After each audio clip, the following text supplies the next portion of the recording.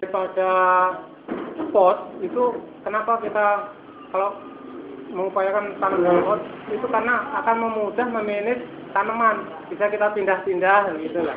Nah, terutama tanaman hias.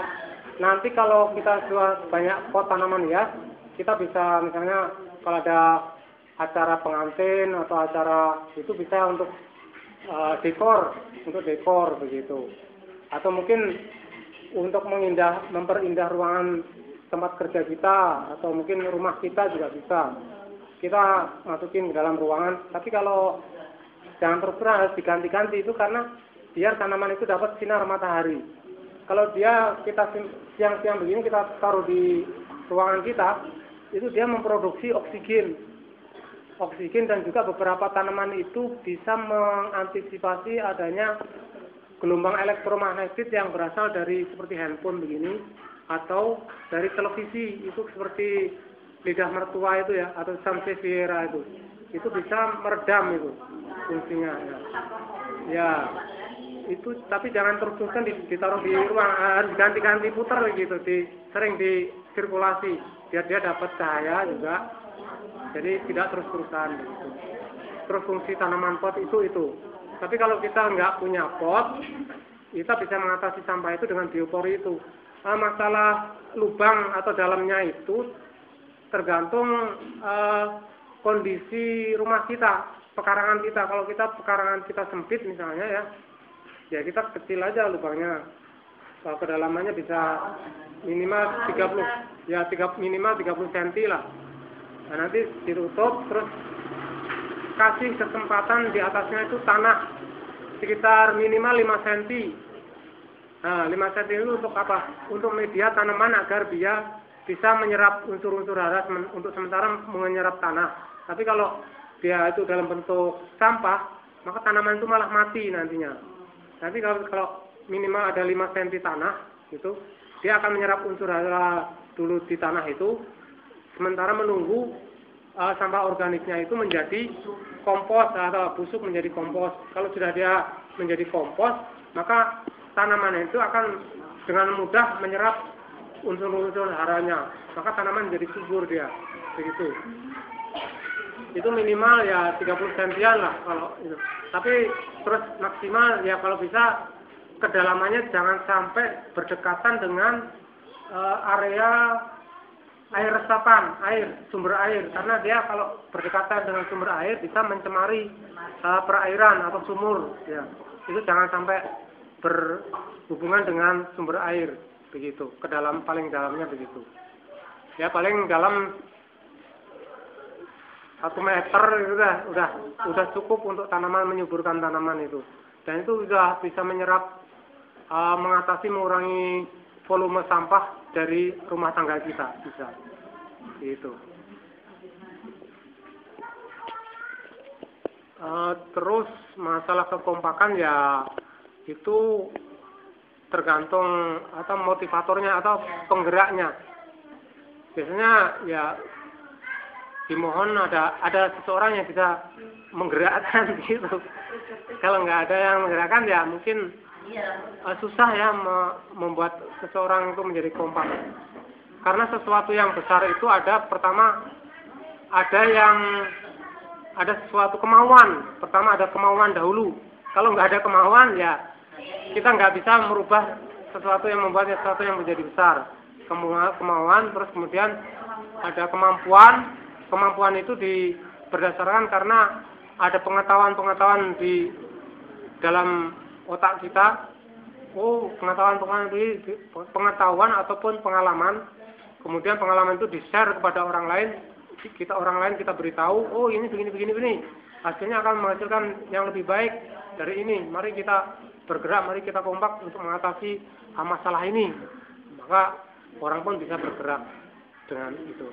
Bahkan tidak kita perintah pun dia sudah bisa bergerak dengan sendirinya. Karena tahu bahwa manfaat dari kegiatan itu ada begitu.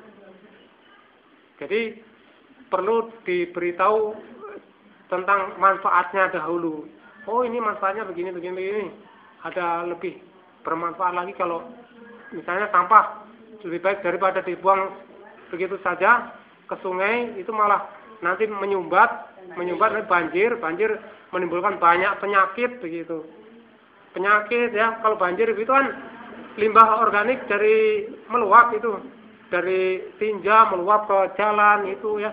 Terus itu dijadikan media bakteri patogen seperti Salmonella typhosa penyebab tipes, tetanus, Escherichia coli penyakit perut, diare, kolera dan sebagainya akan berkembang biak menjadi akhirnya kita banyak masyarakat yang sakit. Kalau sudah sakit akhirnya jadi wabah. Kalau jadi wabah, wah udah kita kalang kabut mengatasinya begitu. Biaya untuk pengobatan itu lebih mahal daripada biaya pencegahan begitu.